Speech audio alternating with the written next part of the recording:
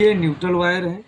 Neutral wire का क्या है कि दोनों सॉकेट में लूप किया गया है। ये पैरेलल लूपिंग बोलते हैं। ये पैरेलल कनेक्शन है न्यूट्रल का, और ये फेस का भी पैरेलल कनेक्शन है स्विच में।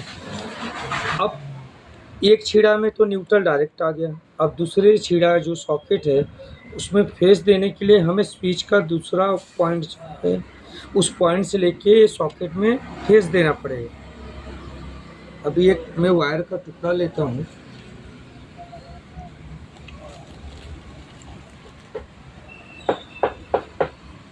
अभी क्या करना है, वायर कट करेंगे।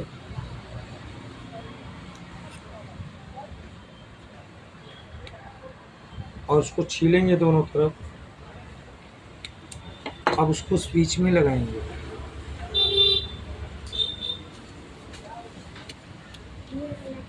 पॉज।